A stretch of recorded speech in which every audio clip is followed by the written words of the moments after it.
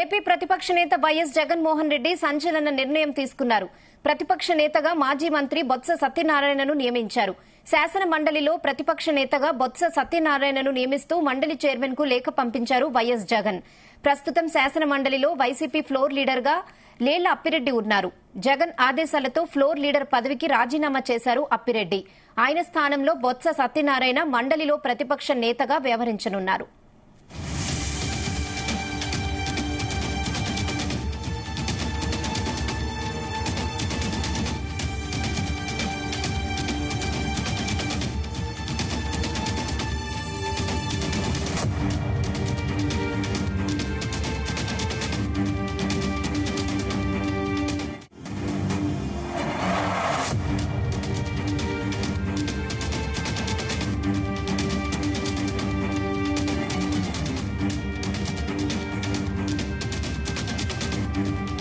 AP ప్రతిపక్ష నేత YS Jaganmohan Reddy సంచలన నిర్ణయం తీసుకున్నారు. ప్రతిపక్ష నేతగా మాజీ మంత్రి బొత్స సత్యనారాయణను నియమించారు.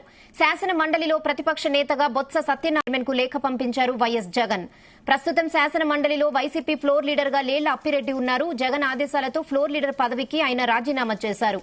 ఆయన స్థానంలో బొత్స సత్యనారాయణ మండలిలో ప్రతిపక్ష నేతగా వ్యవహరించనున్నారు.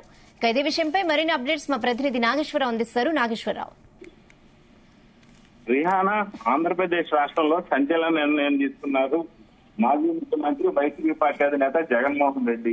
ఈ నేపథ్యంలో గత వారం రోజుల క్రితం ఆ వైసీపీ పార్టీకి సంబంధించి శాసన మండలిలో ప్రతిపక్ష నేతగా గుంటూరు జిల్లాకు సంబంధించిన ఎమ్మెల్యే లేలపరెడ్డిని ఆ ప్రతిపక్ష నేతగా నిర్ణయించగా, నేడు ఆ బొత్స సత్యనారాయణ విశాఖపట్నం స్థానిక సంస్థల ఎన్నికలకు సంబంధించి ఏకగ్రీవంగా ఎన్నిక కావడంతో ఆ వైసీపీ పార్టీకి సంబంధించిన ప్రతిపక్ష నేతగా బొత్స సత్యనారాయణ నియమించారు. ఈ నేపథ్యంలో ఏదైతే శాసన మండలికి సంబంధించిన చైర్మన్ కి లేఖ కూడా రాశారు. ఏదైతే ప్రస్తుతానికి ప్రతిపక్ష హోదా ప్రతిపక్ష నేతగా ఉన్న లేళ్ల అప్పిరెడ్డిని తీసేసి నూతనంగా ఎమ్మెల్సీగా ఎన్నికైన బొత్స సత్యనారాయణ నియమించాలని ఆయన కోరటంతో ఈ మేరకు బొత్స సత్యనారాయణ నియామకం పట్ల చైర్మన్ మండలి చైర్మన్ నిర్ణయం తీసుకుంటున్నట్లు కూడా తెలుస్తా ఉంది. అయితే ముఖ్యంగా ఏదైతే గుంటూరు జిల్లాకు సంబంధించిన ఆ లేళ్ల అప్పిరెడ్డిపై గత వారం రోజుల క్రితం ఆ గుంటూరు జిల్లా పొన్నూరుకు సంబంధించిన మాజీ ఎమ్మెల్యే